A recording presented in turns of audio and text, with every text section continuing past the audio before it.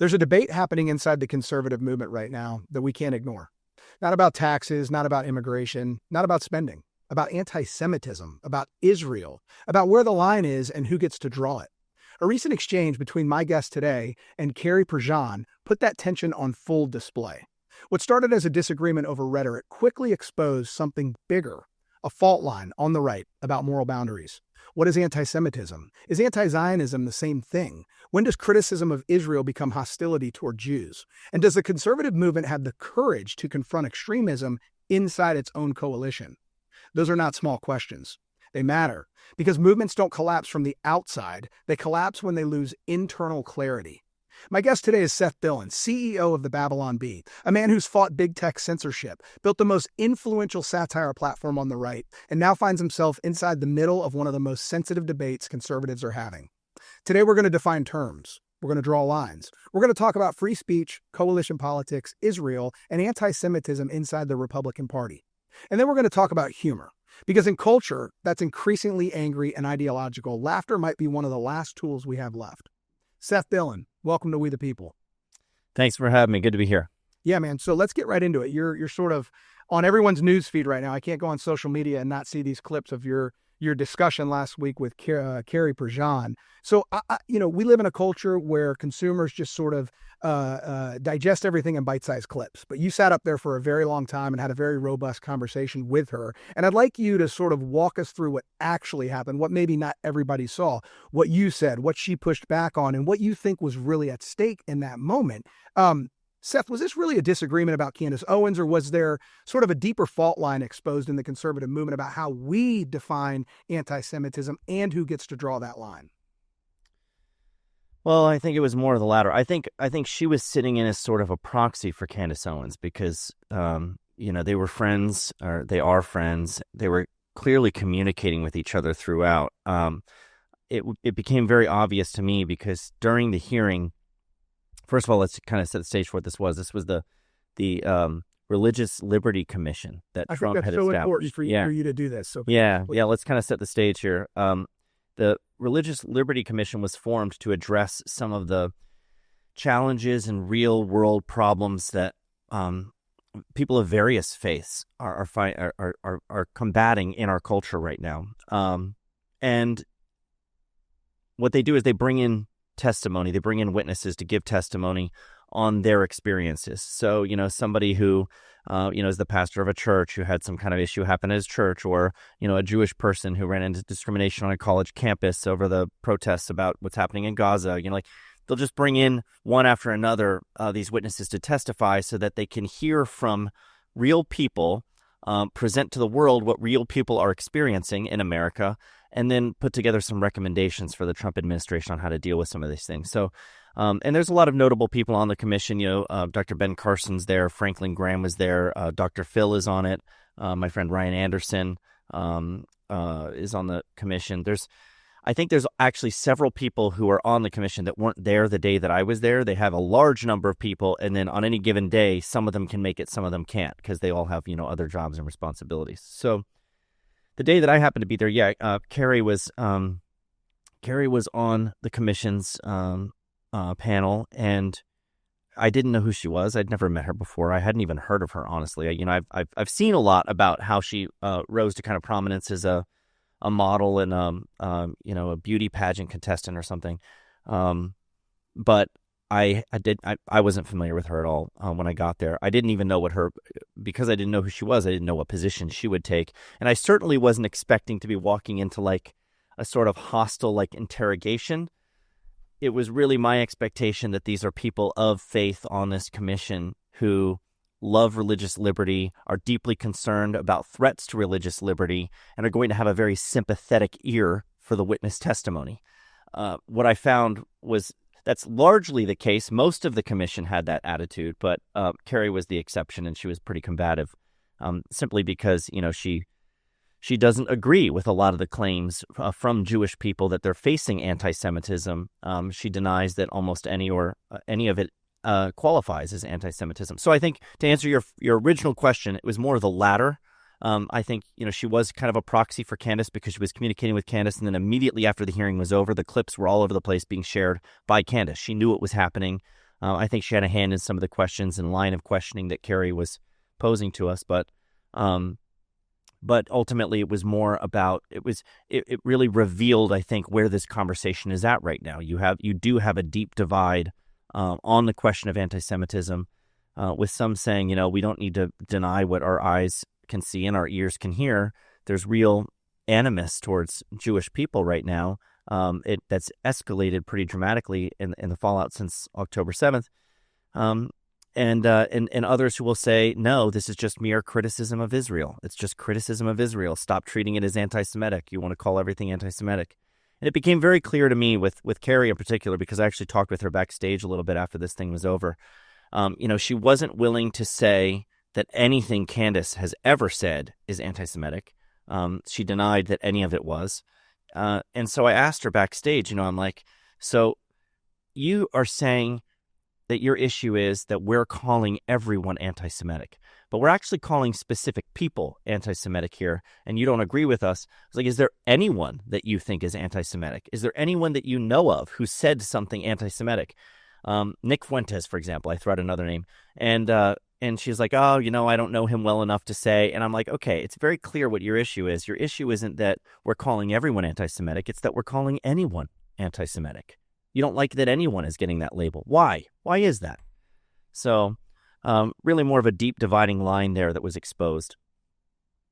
And it seems like a lot is being blurred here. Your conversation with her, your dialogue with her, I should say, is sort of representative of a lot of the conversations we see online. She urges you to stop calling certain figures anti-Semitic in this conversation and frame it, as anti-Zionism or some Right. sort of policy disagreement.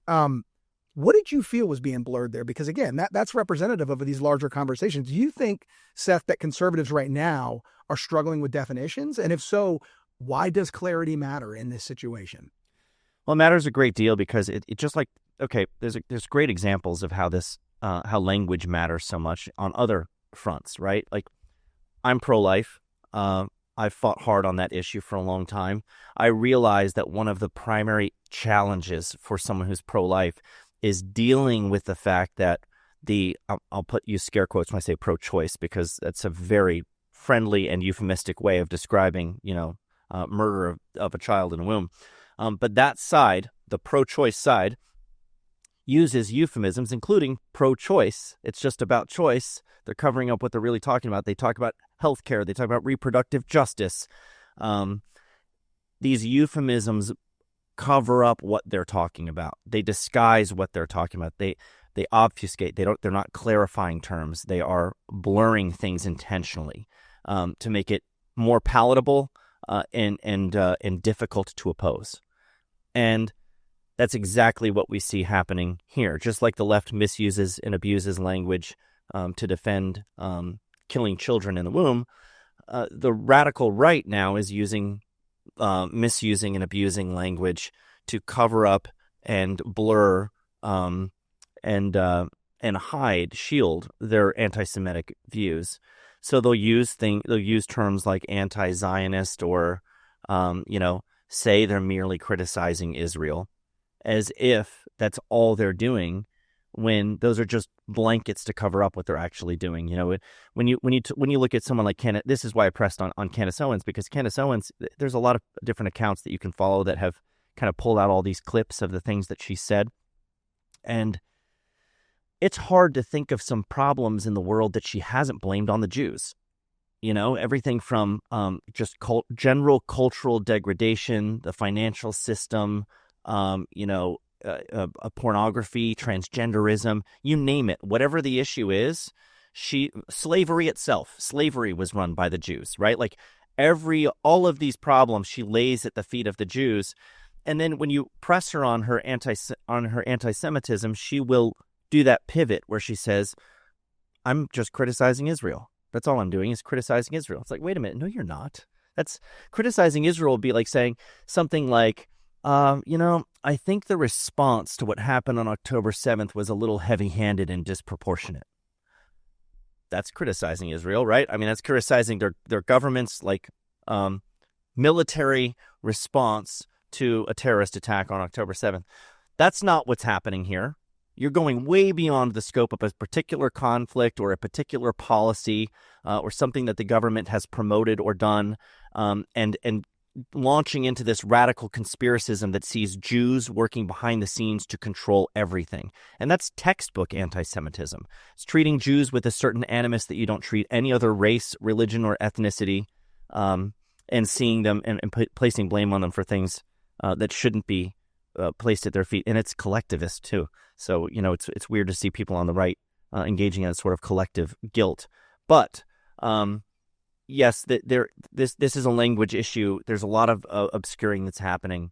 And you got to kind of cut through all of that. And that's what I was trying to do in that conversation, was make it very clear. Carrie and I did agree on a couple of things. She's like, do you agree that criticizing Israel is not always anti-Semitic? And I'm like, of course I do. I also think, and I would love to see you agree with the fact that people sometimes hide behind saying they're criticizing Israel when they're doing something much more than that. And that's something that she won't acknowledge. Yeah, lots to react there. I think with the Candaces and the Tuckers of the world, when you blame anything for everything, in their instance, it's often the Jews, you lose a lot of credibility, because you bring up a good example there. In the instance that Israel could or should be criticized, if they are the ones to do it, it really has no credibility, because when you criticize the same thing for everything, when you actually have a legitimate gripe, it really falls on deaf ears, or at least on their fans' ears in a different way.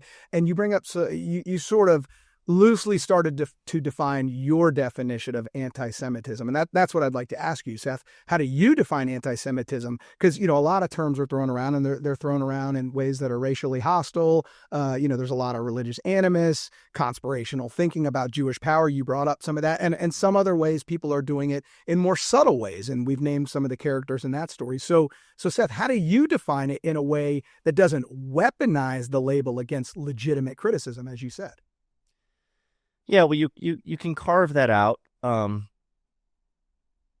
think the way that you distinguish between anti-Semitism and mere criticism is because there are ways that criticizing Israel can also bleed into anti-Semitic thinking, where the criticism itself is unfair, where double standards are being applied, where you have criticisms for Israel that you wouldn't have for other neighboring countries, like in the area, in the Middle East, or any country throughout the world. When you apply standards to them that you don't apply to anyone else, it reveals a special animus, and that special animus is anti-Semitism. So, if someone is merely criticizing something that Israel has done, and they're willing to apply that same standard to some other nation, if that other country were to do the same thing, then no, that's not anti-Semitic. That's just, somebody. Let me give you an example. Matt Walsh is somebody that the radical right has tried to claim many times, and they try to act like he's on the same page with them on a lot of this stuff. But I don't see Matt saying anything specifically about Jews or Israel that he isn't willing to say about anybody else. For example, he's talked a bunch of times about how he doesn't want to see foreign aid, going to fund countries like Israel. He wants to see us have more of an America first or America only type policy, where we're completely non-interventionist and aren't really sending any foreign aid anywhere, I think, is really kind of his position. And so he doesn't just single out Israel. People try to pin him on that and talk to him about Israel. And he's like, but I'm not saying this just about Israel. I'm saying I don't think we should be giving foreign aid to anybody. I don't think we should be involved in any international conflicts. And so he's not doing this special thing where he's like, oh, yeah, give money to Ukraine, throw money over here, throw money over there. But when it comes to Israel, no, we shouldn't give them any money. He doesn't do that. And so I think it's very easy to see. It's not difficult at all for me anyway to kind of discern between these things. But as far as like a simple definition for anti-Semitism, there really just isn't one. And it's not, a cop out to say that. You're not trying to dodge anything. But it's just there's the race aspect of it. There's an ethnic aspect to it. There's a religious aspect to it. There's this prejudice towards Jews individually, but also towards them as a people, and the conversations about whether or not they have a right to live in their homeland. So it is somewhat complicated to define, and if you try to look up definitions of it, you'll get all these paragraphs explaining how and why they're defining anti-Semitism. at its most basic level, it is prejudice towards Jews or some kind of double standard against them individually or collectively that isn't applied to others. And so that special animus is what makes it anti-Semitic. And you really see it in some ways. The people that are, so vocal in denying that they're anti-Semitic, like a Tucker Carlson, for example, is literally obsessed with these topics. He's obsessed.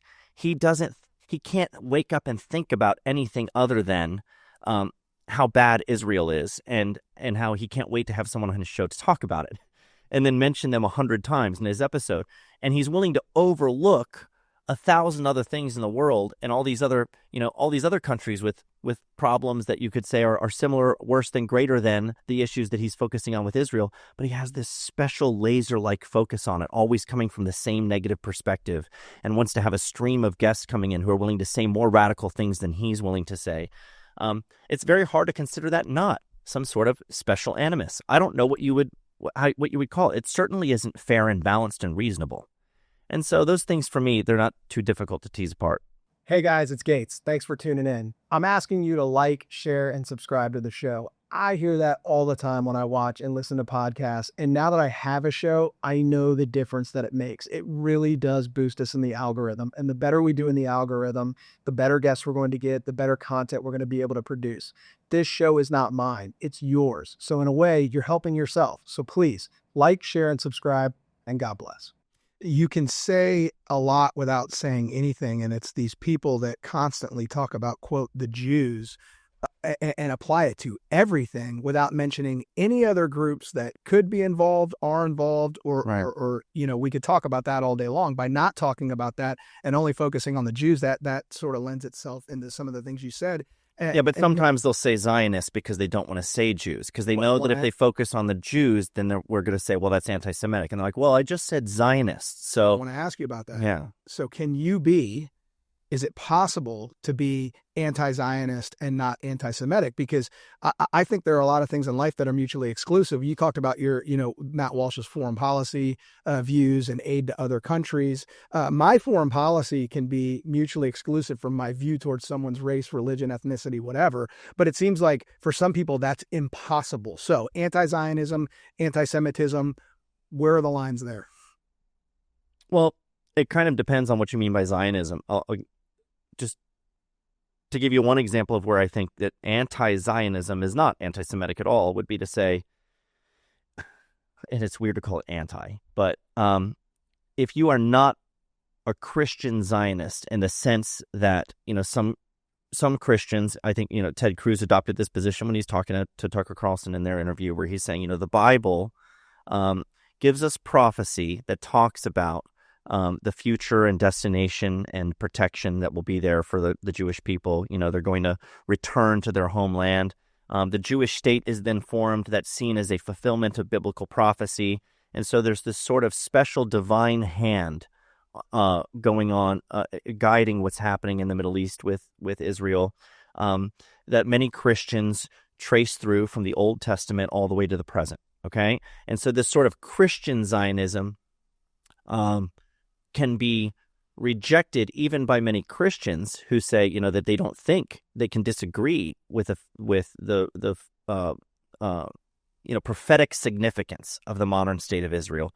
There's in-house debates about that. You can have Christians or Catholics who disagree about the prophetic significance of this, or who reject dispensational, frameworks, who aren't anti-Semitic. They just have a different theological interpretation. That can be legitimate, of course. That would be, someone who's simply not a Christian Zionist. If Zionism is just taken very plainly and simply to mean that the Jewish people have, a right to have a home somewhere in the world, they have a right to exist and live somewhere and have borders and to be able to control them, and have sovereignty, if you're opposed to that, if you're opposed to Israel as a thing that can and should exist somewhere in the world, then that is a kind of special animus towards those people that you don't have for anybody else.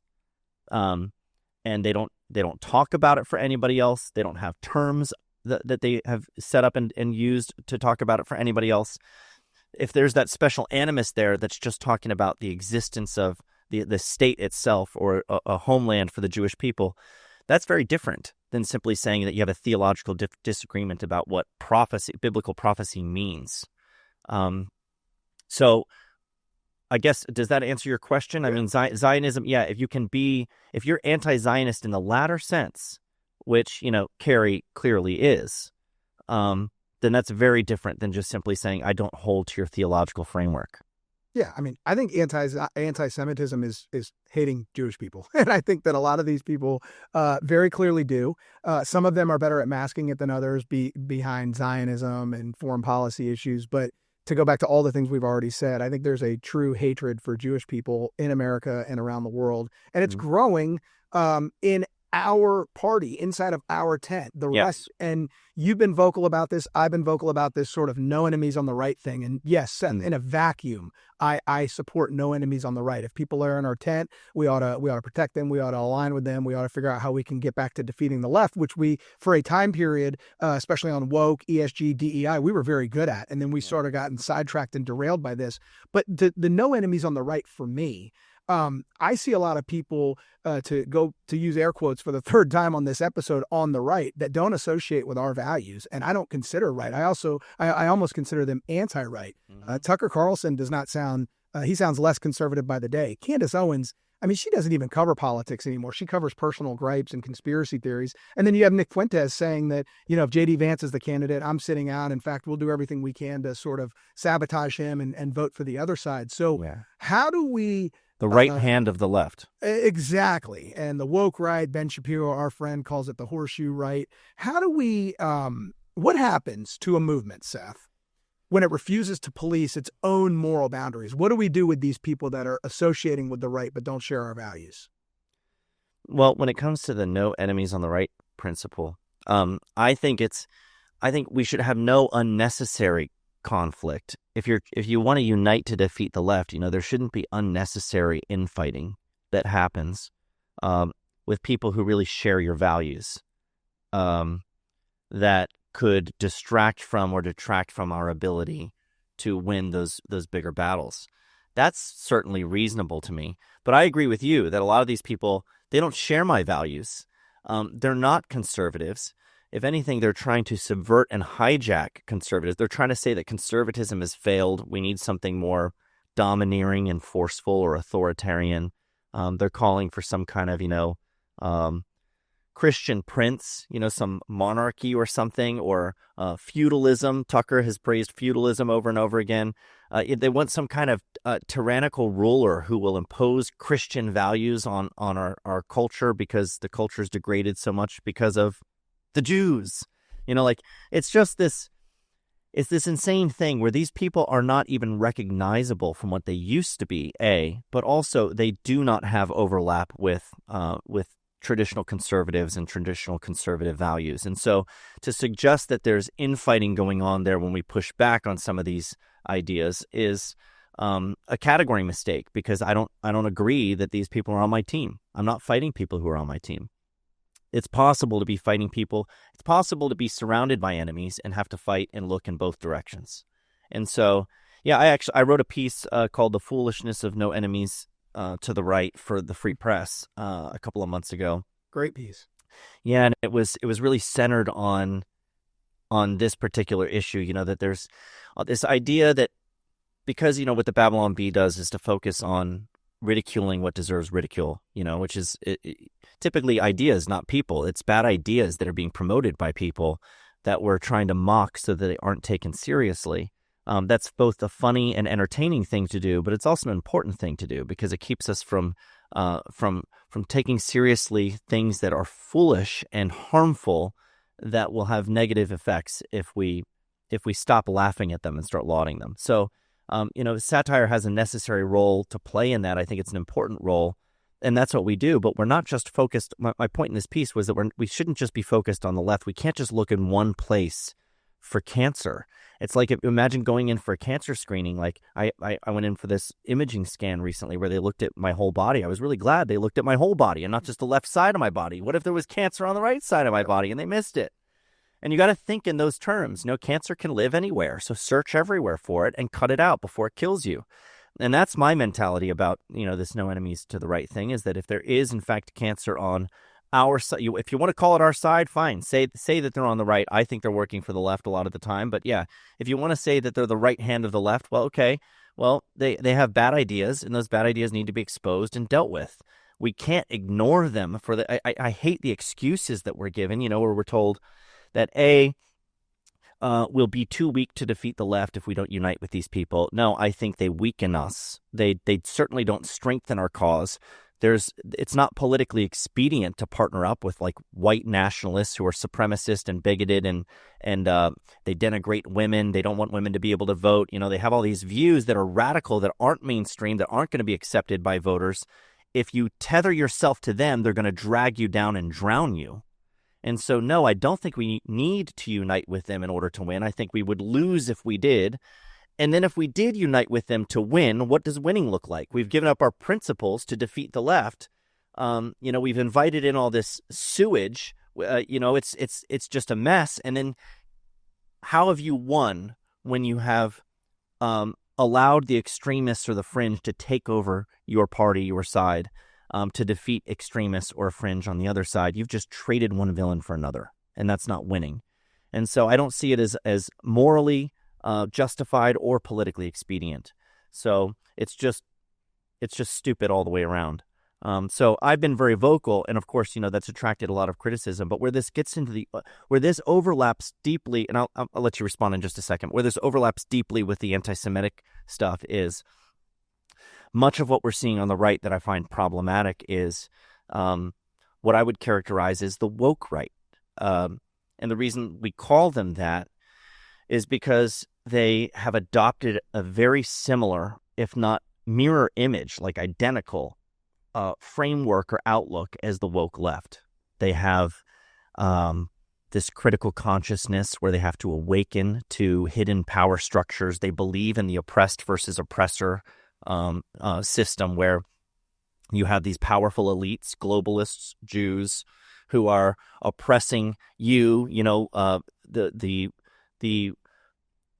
So much of what the left was doing was vilifying white people, right? Like white men in particular. The patriarchy or the white man everything in society is structured around gaining and retaining power for that group. So those are the oppressors and their view.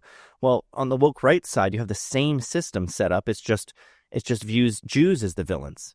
The Jews are the ones who are controlling the whole system behind the scenes. They're manipulating everything. They because of the post-World War II liberal consensus, have decided, that the stronger fascist forms of government are unacceptable. We can't have, a strong Christian leader. We have to have all of this societal decay and degradation, and with liberalism, invite in all of these horrible things. And so every bad thing in society is because Jews are in control of everything that happens.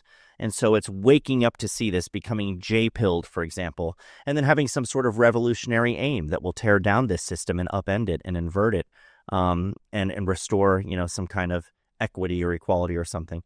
So it's like, it's the same thing, just from another perspective. And that's how anti-Semitism kind of gets drawn into this whole thing. And it's a big part of the picture for them. There are very few people on this radical right that are,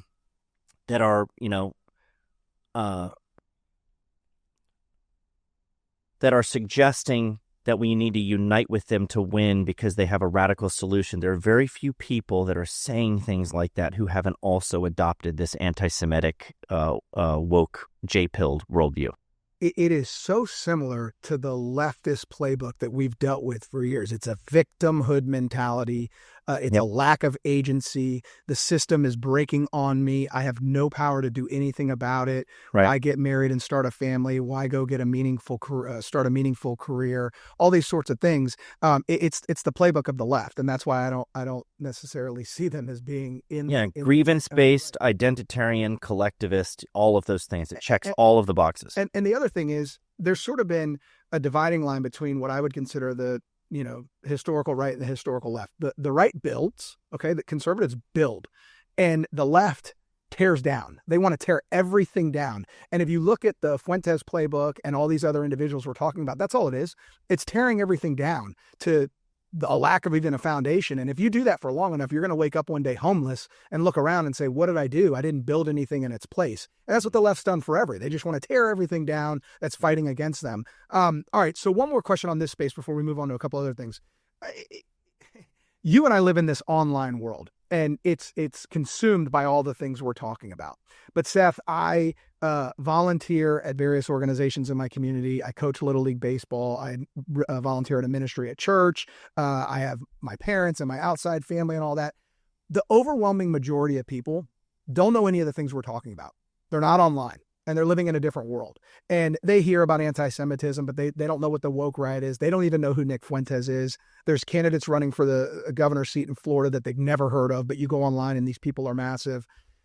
So how do we reconcile that, Seth? Because there's an argument to be made that, well, the digital world's only growing and, younger generations, that's where they live. So if you look at the succession plan of a movement, it's where people sit today to determine where we're going to be in 10 years versus people that are not sitting where we are today and won't be around in 10 years or not as active in 10 years. I want to ask you, Seth, of all the things we've discussed, where is the conservative movement? Where's the Republican Party 10 years from now?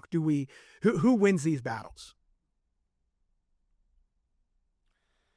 Well, let me say first that winning, I like that you brought up winning the battles, because I want to just make a point here before I get to answer that question. And that is that I think we are winning a lot of battles already. And that's one of the reasons why this whole, we have to unite with the radical fringes to defeat the left. What are you talking about? We're already defeating the left in a lot of ways.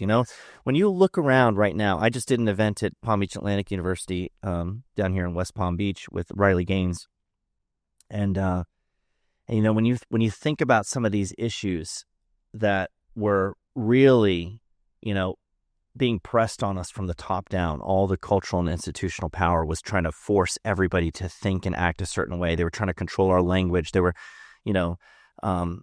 radically changing the face of the culture by suggesting that, men belonged in women's sports and private spaces, and that, boys can become girls and vice versa, and all these radical things. That was insane. They let the extremists run the whole party, and the extremists drove it into the ground essentially by going so far that reasonable people finally stood up and said, they went to school board meetings and they're like, no, we don't want drag shows for kids. We don't want our kids to be learning about how they have, guilt because of their skin color and have to be treated differently as a result of that, and have to think about, reparations and things like that when they're in kindergarten. This is insane. Reasonable people started pushing back on this insanity, and we started notching a lot of victories. Trump won again, tons of executive orders, legislative victories, victories all the way up to the Supreme Court, overturning a lot of the precedent that was set and setting new precedent. We've had one win after another on these serious cultural problems. And it's conservatives who have been bold in speaking out and pushing back and fighting. And this is the way our system is supposed to work. It's not supposed to work with authoritarianism, with a tyrant who comes in and imposes values on everybody. The system is supposed to work by us in a free society, hashing out what's best and having these debates, and may the best ideas win. Well, the best ideas prioritize the truth and what's good and what's beautiful. Conservatives have been advancing that, and there have certainly been times where conservatives were complacent, when we got overrun, when we were in retreat, in the culture itself. But right now is a time when we're actually advancing and winning. And so to be having this conversation about how we need to get more radical or more extreme, or invite in these crazies, or engage in hate ourselves in response to hate. This was a leftist idea that we need to be racist in order to destroy racism, right? We need more racism as an answer to racism. And that's the radical right solution is, we need some kind of, we need to start thinking in more radical and racist terms in order to fix this problem where I'm aggrieved now. I'm the one who's oppressed. And I reject all of that. We are winning as it is. And I think it's a point that's really worth underscoring. And we can continue to win as long as we don't allow this cancer to fester and grow and kill us, because that will just give power back to the left. So that's really the key point. As far as you want to say something there before I move on to the other question? No, go ahead. Go ahead, sir. I think the real question was, where are we going in the future? Are we going to win these fights ultimately in the long run? I don't know. What do we look like in 10 years, so? Yeah, I don't know. I hope so. I think that will require something that's lacking right now. I think it will require courage and conviction and a willingness to stand up to and oppose these things. I think there are very few people who've been willing to stick their neck out there and challenge some of the rising radicals on the right, because they don't want to be accused of infighting, because they don't want to be attacked. These people are vicious. They have come after me with everything, just smearing me, calling me a traitor, accusing me of playing a role in Charlie's murder, like you name it, I've been accused of it. It's brought death threats to my door. One guy was arrested out in Texas for threatening to come to Florida to kill me and my family. It's just, they will do everything in their power to hurt you if you oppose them. And they, generally speaking, have more power and influence than you do. They're usually bigger. I don't have the same size platform as someone like Candace Owens or Tucker Carlson. They have a lot more influence than me. Tucker's got friends all the way to the top of the Trump administration. So when these people attack you, it is harmful to your reputation. It's has negative impacts on your business. It causes you to fear for your safety, for your life. And so, yeah, there's a lot of intimidation there. I hate the excuses that I hear from some people who are like, oh, well, they're my friends. I don't want to challenge my friends and disagree with them because I'm loyal. I think that's a pathetic excuse. I think our loyalty needs to be to the truth. We have to be willing to speak out and defend what's good and what's true. And sometimes that means taking issue with your friends. And if your friends happen to be very prominent, popular, public figures who are pushing bad ideas on the culture, then you have a moral obligation, if you disagree with those ideas, to push back on them. And the only thing that I can deduce from the fact that you aren't willing to do that is that you're either in agreement with them or you're a coward. Which is it? Yeah. So I'm very, I think we need courage and conviction. That's what I see lacking right now. So we'll win if we get that, if we get more people to stand up. And courage is contagious. As more people do, there will be others who follow. But man, they're trying to make an example out of me. Yeah, they definitely are doing that. I've always said that, why can't we just attack ideas and not people? Someone can be my friend. I mean, I have significant disagreements with friends on a lot of issues, but we just talk about those issues and where one of us is right or wrong. I mean, I've always said on this show, personal attacks is not really the brand of what we do around here, but we're going to attack your ideas. And if those ideas are bad for America, bad for the conservative movement, bad for the nuclear family, bad for the unborn, we're going to go after those. And I don't care which side or what direction they're coming from. Bad ideas are bad ideas and need to be attacked. Now, we live in a world where we predominantly attack ideas with speech. And so I want to ask you a question about free speech. You're sort of one of the most famously censored people of all time. The Babylon Bee was famously kicked off of X, and thanks to Elon buying the platform, reinstated. And there was a big story around all of that. Obviously, we're glad you're back because the humor you bring is much needed in these times. But how do we reconcile, as conservatives, defending free speech with, these sort of moral lines that are being crossed? We have an attorney general that kind of muddied the waters between hate speech and free speech and all that. What role does censorship and free speech play in all of this? Yeah, Pam Bondi said something to the effect of we need hate speech laws or something, right? Didn't she say that at some point? Yeah. Yeah. I disagree with that very strongly. I've one of the caricatures of me, but I think it applies more broadly to me. Probably a lot of reason people stick it to me is because they think that everybody who is, either supporting Israel or defending Zionism in some way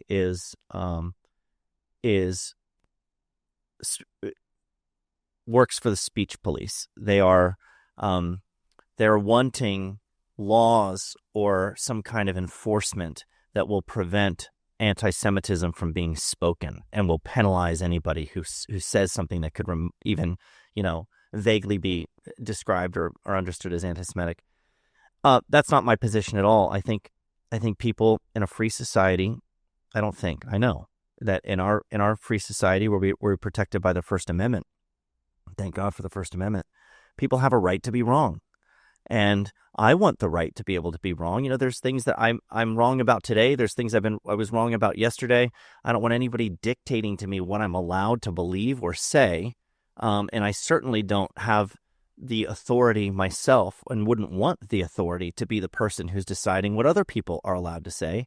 I think the best ideas should win in the public square where, ideas are debated. And if you don't like speech that's there, you have a lot of options. If people are saying things that are offensive to you, they're hurtful, you may even find them deeply harmful for society itself. You have a number of options. You can tune out and ignore them. There's always the block and mute features that you can make use of, which are not censorship, by the way. You're just tuning out when you do that. It's like changing the channel when you're watching a show you don't like. Or you can use your own speech, your own freedom to push back on those things and combat them. And I think that is a moral duty that we have. We have the duty to both respect the right of people to be wrong, but also to push back on them when they are. And so it was, C.S. Lewis who said that good philosophy must exist if for no other reason than because bad philosophy needs to be answered. And I think that's why we have to be engaged in this conversation. Bad philosophy is out there. There's bad ideas permeating. We have to be vocal and aggressive and courageous in our opposition to those bad ideas. And that's the answer. That's how you defeat, ridicule and refute them. Ridicule plays a healthy role in this because what it does is it makes these ideas less credible. It undermines them. It exposes foolishness for what it is. And so ridicule is an extremely effective way, much more effective than trying to censor somebody, because when you censor somebody, you do a couple of things. You draw attention to them in a way that actually amplifies their voice in many cases. I think Nick Fuentes is more popular today because he was widely censored than he would have otherwise been. Had he been out there leading with his terrible ideas and everyone was hearing them, he would have been widely rejected. Instead, he grew this cult-like following because he was suppressed and censored. The Babylon Bee had the same experience. We were silenced and suppressed on some of these platforms, and it drew so much attention to us. We got so much support. It even got the attention of the world's richest man, and he stepped in to save us. It's the Streisand effect. You amplify voices that you try to suppress. You also validate the suspicions of the people who think that there's some kind of, hidden power structure at work to, protect certain people and penalize others. If we were to be censoring people who are anti-Semitic, that would only breed more anti-Semitism, because people would then say, oh, look, it's true. The Jews do have this power. They can protect themselves by actually shutting you up, even if in a so-called free society. And that'll make people hate Jews even more. So you don't want to validate what they're saying by engaging in behavior that they find objectionable and that they're accusing you of, and you don't want to amplify their voices. What you want to do is defeat the bad ideas in the marketplace of ideas. That's the answer. So let's talk about the Bee. When I met you a few years ago, you were Seth Dillon, the hilarious comedian, funny guy, filling up a room with laughter. And sort of the Seth Dillon of today has kind of, not that you weren't a culture warrior, but you're having, much more serious conversations now. The satire kind of exists under the Bee's umbrella, but then you have Seth Dillon, the person. But what I found is that satire plays a role in these times. I mean, you built an entire company and movement outside of this time, but you fit that so well into the conversations of today. I think satire and humor specifically can be disarming. I think it can make better arguments than the serious commentators of our day. So as you sit here today, Seth, in the environment we're in, what role does the Bee play in, sort of being the narrator of the culture? Well, the Bee's role is to be the other side. You've got the good philosophy that I was talking about, that Lewis quote, refutation, and the Bee provides the ridicule. The Bee provides the mockery where it's needed. I think that absurd ideas became sacred in our society simply because we took them seriously instead of mocking them. And comedians were really derelict in their duty for a long time. They were standing up there going for this, preaching to the choir and trying to get this applause of affirmation, what someone called clapter, where you're not really trying to get people to laugh. You're trying to get them to cheer for something that you just said, like you're scoring points politically. And what they should have been doing was mocking all the madness, that we saw with critical race theory, the Black Lives Matter thing, abolish the police, COVID, transgender stuff, radical gender ideology. All those things were so ripe for comedy, and the comedians didn't want to touch it. And I think that's part of the reason why things got as bad as they did. They reached the level that they did is because these absurdities were taken seriously. And so that's really the Bee's role in this. I think it's twofold though, because it's not just this like battle that we're engaged in and we have to destroy the bad ideas. The Bee is also just fun and funny. I think that we do live in a time where people take themselves too seriously. We always want to be upset by something, and to be able to actually just kind of laugh at the silliness of the world and the our own imperfections and inadequacies is a very healthy spiritual exercise. It helps kind of center you and refocus things a little bit. We're not all so important. We're certainly not perfect. We all make mistakes. It's good to laugh at ourselves. It's good to laugh at what's going on in the world instead of being enraged and angry all of the time. I think our culture was a lot healthier when there were more people doing that, when we were willing to laugh at each other and ourselves.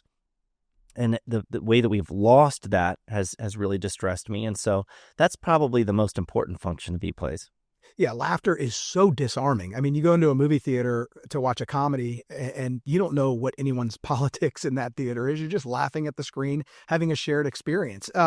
Authoritarian movements hate laughter and humor. You don't see a lot of dictators with a robust sense of humor. So Seth, would you say that laughter is a threat to extremism? Yes. Well, yeah, because it, like I said, it exposes foolishness for what it is.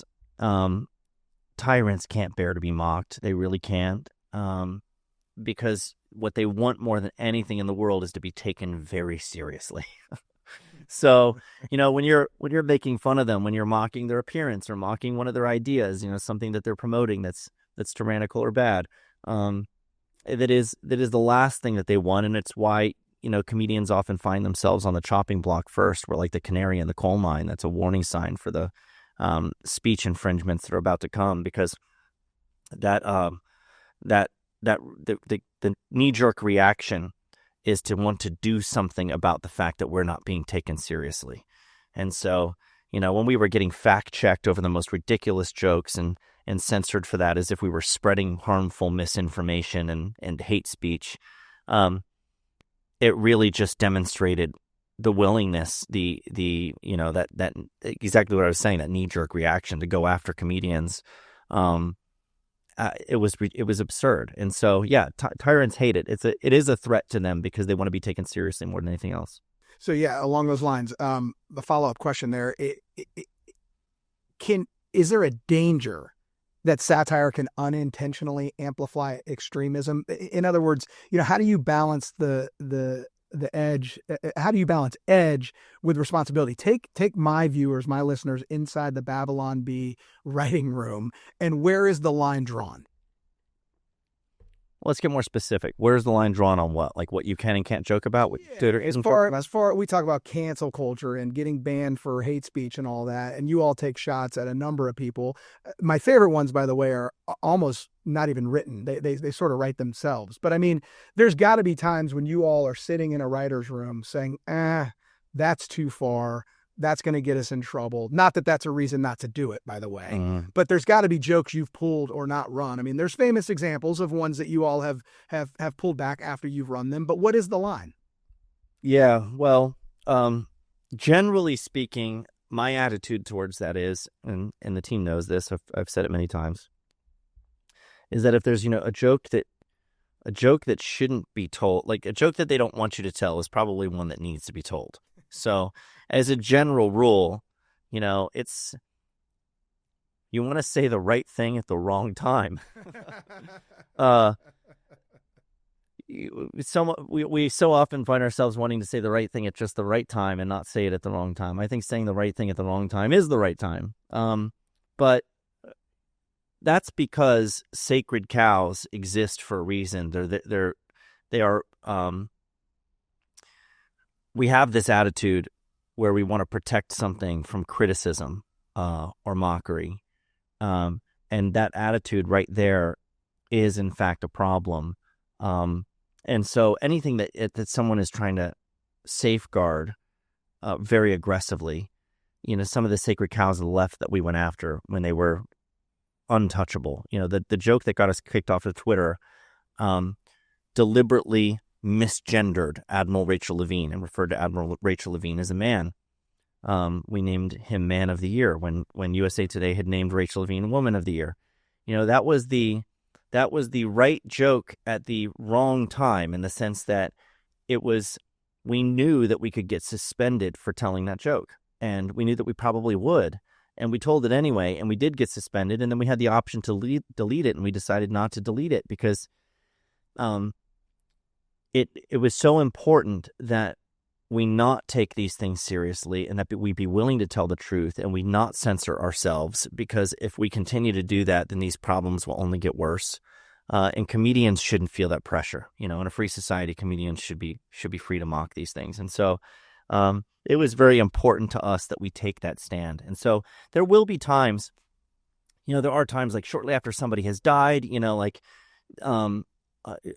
telling a joke that might be insensitive is something that will sometimes give pause and take a moment and say, should we tell that joke in just this way?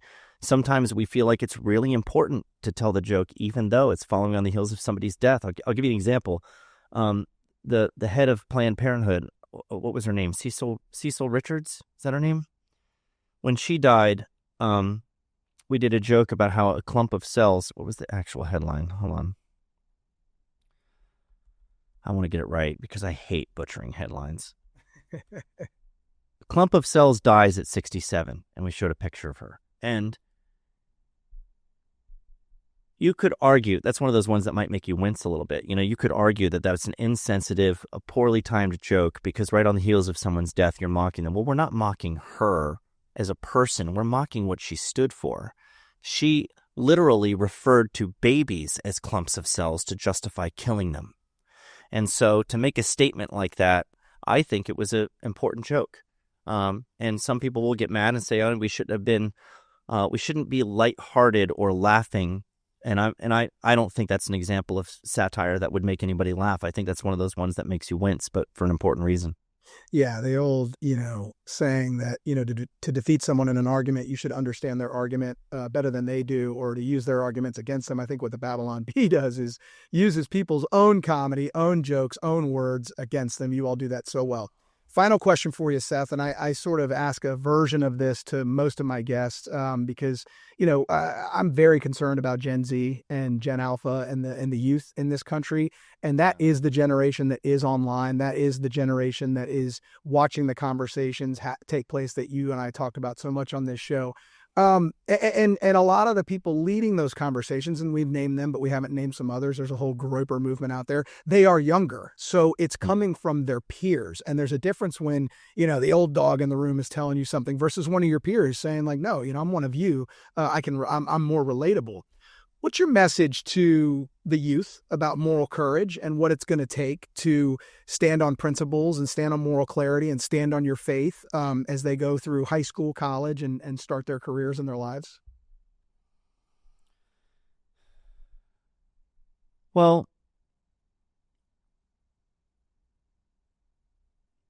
I think that practicing discernment, that young people are attracted to whoever's kind of trending and being transgressive.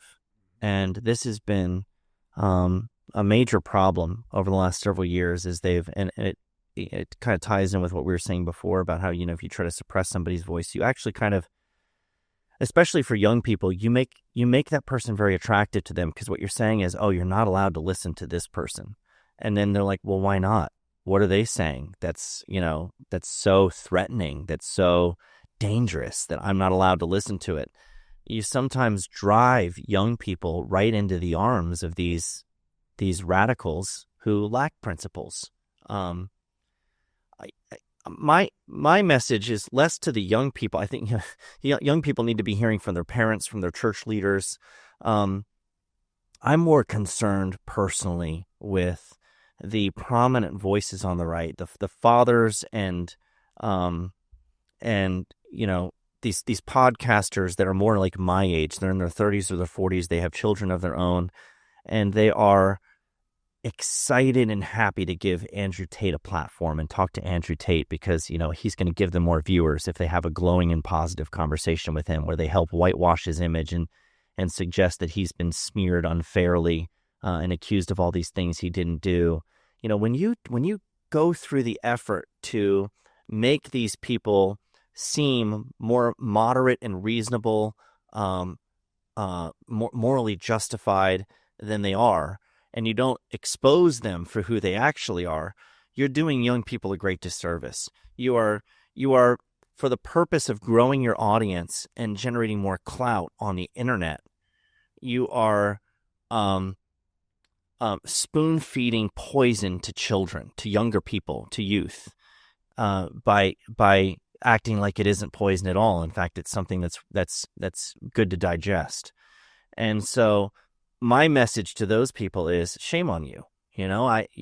Stand for something. Have principles yourself. If we're going to suggest that the young generation has no principles, no discernment, whatever, well, who's to blame for that? It's the generation that's setting them up for this failure that really bears more blame for that than the young people themselves. Young people need to be corrected and instructed in the way that they should go. Train up a child in the way he should go, as Scripture says. But we're not doing that. We are, for the purpose of clout and clicks, leading them astray, and that's just so cynical, and it's so morally depraved. It's hard for me to even put it into words. And so I'm much more concerned about what's happening there to set them up for that failure than I am about reaching them directly with a message. I think we all need to be more vigilant and pushing back on and exposing this stuff. And then, the younger generations will see our example of courage and clarity and discernment. Right now, they're not seeing it. Yeah, well said. You said earlier that courage is contagious. You've stepped in the arena with courage, and I think that one of the things for young people, which is sort of the antithesis to what you said, is we need to be putting good, courageous leaders out there with their voice so it inspires others to follow for the next generation. Seth, thanks for making us laugh. Thanks for fighting the battles you're willing to fight for the true conservative movement, and thanks for coming on We the People. Thank you. Great conversation. Hey, we the people like Gates Garcia, so that's no excuse.